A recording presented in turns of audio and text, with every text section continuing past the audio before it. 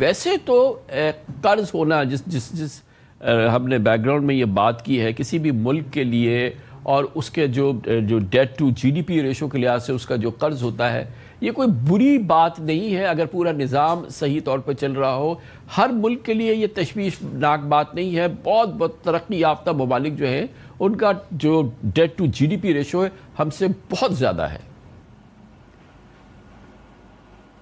جی بالکل کامران خان صاحب، آپ نے صحیح کہا کہ قرض لینا بری بات نہیں ہے، لیکن اور debt to G D P ratio بھی کچھ ممالک کا 100%، امریکہ جیسے ملک کا بھی 100% ہے، اور اگر ہمارا نمبر 70% ہے، کچھ آپ اس میں سے ایکسکلوڈ بھی چیزیں کر دیں تو ہمارے لیے کیوں یہ تشویشناک ہے؟ جو بنیادی بات ہے کہ نمبر 1 قرضہ لیا کس لیے گیا اور خرچ کہاں پہ ہوا، اور نمبر 2 اگر آپ کا 70% بھی ہے ریشو اور امریکہ کی 100% ہے، تو کیا ہم اتنا بھی جو بوجھ ہے وہ برداشت کر سکتے ہیں؟ جو پہلی بات یہ ہے کہ اگر یہ جو مالی سال ختم ہوا ہے اس میں کوئی 17,000 ارب روپے کا وفاقی حکومت کا خرچہ تھا، اور اس میں صرف 900 ارب روپیہ بھی پورا نہیں ہے کامران خان صاحب، اگر صرف 900 ارب روپیہ بھی آپ کا ترقیاتی کاموں پر خرچ نہیں ہوا تو پھر یہ انتہائی تشویشناک ہے. اگر آپ کی اکانومی کی سپیڈ سے، آپ کی نومنل اکنامک گروتھ سے بھی زیادہ آپ کا جو قرض بڑھے تو یہ پھر تشویشناک بات ہے. ہمارا جو مسئلہ ہوا ہے over a period of time وہ یہ ہوا ہے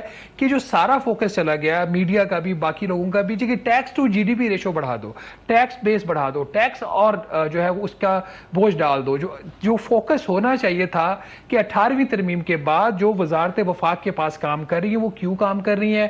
جو ابھی ورلڈ بینک کی رپورٹ آئی ہے کہ وفاقی حکومت نے ان شعبوں میں جو ڈیوالو نہیں ہوئے صوبوں کو، ان کے اندر وفاقی حکومت نے اپنی جو امپلائمنٹ ہے اس میں 85% اضافہ کیا ہے 15 سال میں، اور جو نان ڈیوالو سبجیکٹس تھے اس میں تو 85% اضافہ، اور جو ڈیوالو ہوئے تھے جو وفاق سے صوبوں کو چلے گئے وہاں پہ بھی جتنی نوکریاں تھیں وہ اتنی ہی مینٹین کی گئی، اس میں کمی نہیں ہوئی. اس کا مطلب اگر کوئی ریٹائر بھی ہوا تو اس کی جگہ پہ نیا بندہ آ گیا. تو یہ سوالات ہیں جو ہمارے سامنے آج آ کے کھڑے ہو گئے ہیں کہ آخر جتنا بھی آپ ٹیکس کی کلیکشن بڑھا لو، آپ خرچ کدھر کر رہے ہو؟ اگر وفاقی حکومت نے آج بھی صوبائی معاملات پہ خرچہ کرنا ہے، اگر وفاقی حکومت نے آج بھی امپلائمنٹ 85% بڑھائی ہے 15 سالوں میں، تو پھر واقعی قرض لینا ایک تشویشناک بات ہے. دوسری بات یہ کامران خان صاحب، جو قرضہ ہم واپس کر رہے ہیں وہ تو ہم نیٹ تو ریٹائرمنٹ اس طریقے سے نہیں ہو رہی، سوائے وہ جو ایک آئی ایم ایف کی ایک کنڈیشن تھی کہ جو اسٹیٹ بینک کا منافع تھا اس میں سے پچھلے جو 2 سال مالی سال گزرے اس میں ہر سال کا آدھا منافع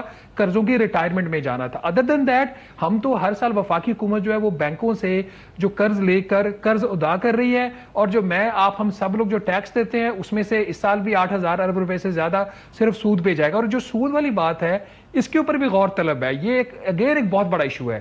جنگ نہ ہونے کے باوجود کسی کو یہ نہیں پتا تھا، جولائی 2025 کی بات کر رہا ہوں، جب حکومت نے پچھلے مالی سال کا جو ہدف تھا مہنگائی کا وہ 7.5% رکھا، اس وقت تو کسی کو نہیں پتا تھا کہ مڈل ایسٹ میں جنگ ہوگی، اگر ہوتی بھی ہے تو اسٹریٹ آف ہرموز بند ہو جائے گی. تو 7.5% آپ نے کیوں انفلیشن کا ٹارگٹ رکھا؟ تاکہ اسٹیٹ بینک کا جو انٹرسٹ ریٹ ہے وہ ڈبل ڈیجٹ میں رہے. تو کیوں ڈبل ڈیجٹ میں رہے؟ اگر یہ جنگ نہ ہوتی تو 5.5% شاید آپ کی ایوریج انفلیشن رہتی، اور اس سال بھی 8.2% جو انفلیشن کا ہدف ہے اس مالی سال کے لیے وہ کیوں رکھا گیا؟ ہائی ٹارگٹ ہے، اس کا مطلب ہے کہ اسٹیٹ بینک تو 3-4% اس سے اوپر ہی اپنا انٹرسٹ ریٹ رکھے گا. تو یہ وہ ساری چیزیں ہیں جو اخراجات کی طرف جو پرابلمز ہیں اس کو آئیڈینٹیفائی کرتی ہیں. تو ہمیں اب جو فوکس ایف بی آر سے ہٹا کے ادھر لے کے جانا ہے. شہباز رانا صاحب، اسی لیے مثال کے طور پہ جاپان میں جو debt to G D P ratio ہے وہ 204% ہے، سنگاپور میں 170% ہے، پاکستان کا 70-72% ہے. پاکستان میں 70-72 پہ ہونے میں اور جو عالمی رینکنگ ہے اس میں 50 سے بھی نیچے ہونے پر بھی تشویش جو ہے وہ بے پناہ ہے. جبکہ جاپان یا سنگاپور دوسرے نمبر پہ، تیسرے نمبر پر ہے، اس کا debt to G D P ratio 200%، 170%. مگر نہ جاپان میں کوئی اس لیول کی تشویش ہے، نہ سنگاپور میں اس لیول کی تشویش ہے. یہ بڑی ایک دلچسپ بات ہے. جی بالکل، اس کی دو بنیادی وجوہات ہیں. پاکستان کا اگر آپ نے کمپیئر کرنا ہے تو ڈیولپنگ کنٹری سے کرنا ہے کامران خان صاحب. اس میں آپ کو ورلڈ بینک کی اور آئی ایم ایف کی بھی جو ڈیٹ اسیسمنٹ ہے اس میں رپورٹس میں پتہ چل جائے گا کہ پاکستان جیسی کنٹری کے لیے 50 سے 55% ایک سسٹینیبل لیول ہے. یہ انٹرنیشنل سٹینڈرڈز بتا رہے ہیں آپ کو. تو ہم تو 70% پہ ہے، تو اس کا مطلب ہے ہم تو اس سے کافی زیادہ ہیں. اور اس سے بڑھ کر جو ایک پارلیمنٹ کا ایک ٹوتھ لیس ایک قانون ہے، fiscal responsibility and debt limitation act کا، FRDL کے اندر ہم نے حکومت پاکستان نے ایک اپنا پاتھ مقرر کروایا پارلیمنٹ سے. جو ایک ڈیٹ ٹو GDP ریشو 60% تھا، اس کو کم کرتے کرتے انہوں نے کافی نیچے لے کے جانا. اور اس وقت 60% لیگل ریکوائرمنٹ نہیں ہے، کوئی 56% کے آس پاس ہے. ہر سال اس میں 0.75 اور 0.5% وہ پاتھ نیچے آ رہا ہے. تو ہم اس لیول سے بھی ہمارا جو اس وقت وفاقی حکومت کا قرضہ ہے، جس میں وہ قرضہ جو ہے تو وفاقی حکومت کا لیکن اسٹیٹ بینک کی کتابوں میں چھپا ہوا ہے، وہ اس کے اندر شامل نہیں ہے. اس کے باوجود بھی اگر ہم 70% پہ بیٹھے ہیں تو ہم قانون کی وائلیشن میں 15,000 ارب روپے کے قریب ہم نے زیادہ قرضہ لیا ہوا جتنا ہمارا قانون ہمیں الاؤ کر رہا ہے. اور جو ایک اور جو بات ہے اس کے اندر کہ اگر امریکہ کے اندر ڈیٹ کی سیلنگ جو ہے وہ بریچ ہوتی ہے تو وہاں پہ حکومت رک جاتی ہے. حکومت نہیں رکتی تو کچھ لوگوں کو گھر بھیج دیا جاتا ہے جب تک کانگریس اس سیلنگ کو ریلیکس نہیں کرتی، ویو نہیں کرتی. یہاں پہ ایک بڑی ایک بریف سی ڈیٹ آفس کی طرف سے ایک رپورٹ جو ہے وہ پارلیمنٹ کو بتا دی جاتی ہے کہ یہ آپ نے قانون رکھا تھا، یہ ہماری بریچ ہوا ہے.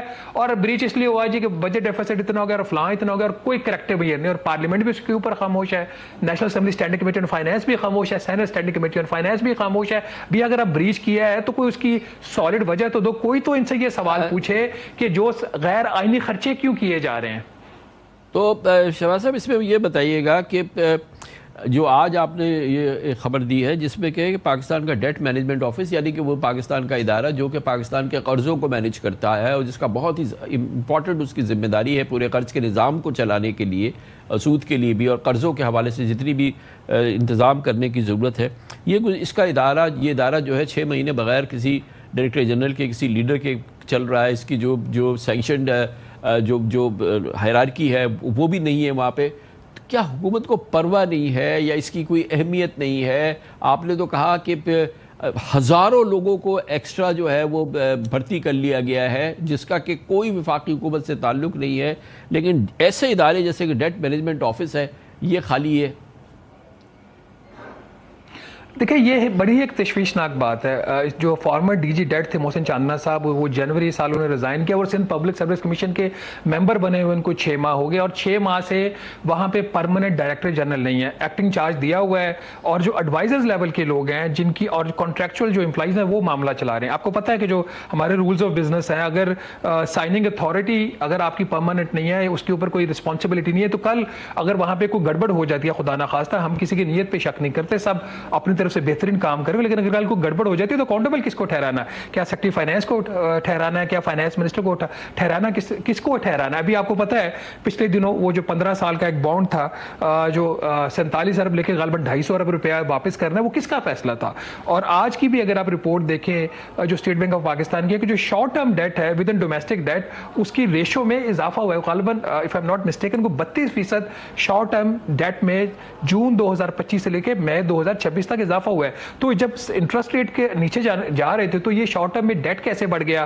پھر کچھ اور ایک آدھ جو ایسی ٹرانزیکشن، اس کا بھی میں ذکر شاید نہ کر سکوں، جس کے اوپر سوال اٹھ گئے ہیں کہ یہ ٹرانزیکشن کیسے ہوئی، اس میں کون سے اپروولز تھے، کس نے دیا، اور پھر جو فنکشنز تھے وہ کیوں ہو رہے ہیں. جو ایک ریگولر ونگ ہے منسٹری آف فائنانس کا، اس کے بجٹ ونگ ہو یا ایکسٹرنل فائنانس ونگ ہو، اس کے کچھ فنکشنز لے کے ڈیٹ مینجمنٹ آفس کے کیوں وہ فنکشن دیے جا رہے ہیں، اور وہ جو فنکشن ڈیٹ مینجمنٹ آفس کو دیے جا رہے ہیں وہاں پہ اس کو کون ان کو ایکسرسائز کر رہا ہے. تو یہ وہ سارے سوالات ہیں جو کھڑے ہوئے ہیں. یہ آپ نے ذکر فرمایا senate standing committee on finance کا، یہ میں یہ میٹنگ ہوئی تھی جس میں ایک منسٹری آف فائنانس کی طرف سے جو ڈیٹ کے ایک ایڈوائزر ہیں فائنانس منسٹر کے، وہ وہاں پہ تھے. تو ان سے جب یہ سوال ہو کہ ڈی جی ڈیٹ کی پوسٹ کدھر ہے، انہوں نے کہا جی کہ شارٹ لسٹنگ ہو رہی ہے، ہم کوشش کر رہے ہیں، کمپلیٹ کر رہے ہیں، پروسیس جلد کمپلیٹ ہونے والا ہے. تو ابھی تک تو وہ پروسیس کمپلیٹ نہیں ہوا.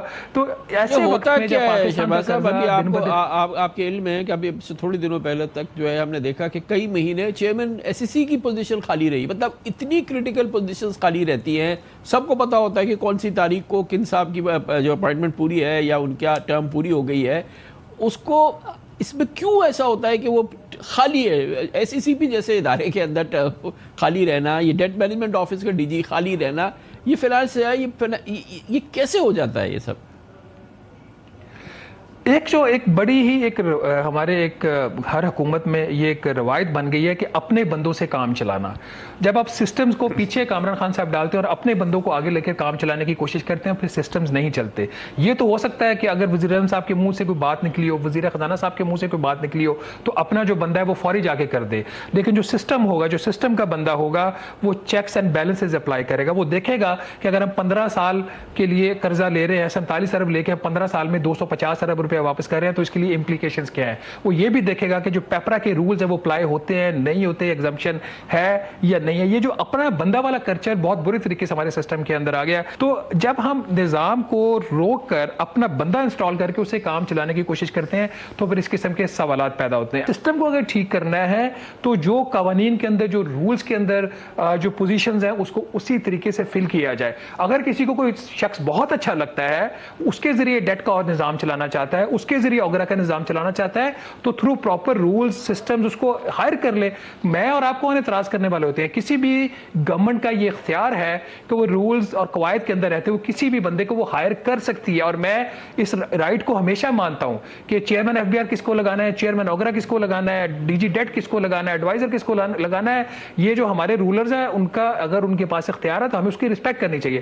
ہمارا کام یہ شروع ہوتا ہے کہ اگر جب بندہ پوائنٹ ہو جاتا ہے وہ میرٹ پہ ہوا ہے، اگر میرٹ پہ ہوا تو وہ پرفارم کیسے کر رہا ہے. اور اگر کوئی بندہ پوائنٹ نہیں ہے، وہ فنکشن جو اس کے رسپانسبلٹی نہیں ہے وہ پرفارم کر رہا ہے، وہ کیوں کر رہا ہے. ہمارا کام ایز اے واچ ڈاگ وہاں سے سٹارٹ ہوتا ہے. تو اس میں بہتری یہی ہے کہ یہ جو اہم پوزیشنز ہیں اس کو ایڈ ہاک بیسس پہ مت چلایا جائے. یہ بہت بڑی رسپانسبلٹی والی بات ہے.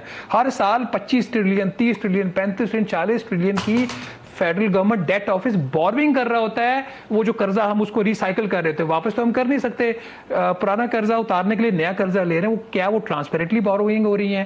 کیا اس کے اندر شفافیت کے تمام جو تقاضے وہ پورے ہو گئے؟ ہمیں نہیں پتا، کیونکہ وہاں پہ ایک پراپر سسٹم ہی کام نہیں کر رہا.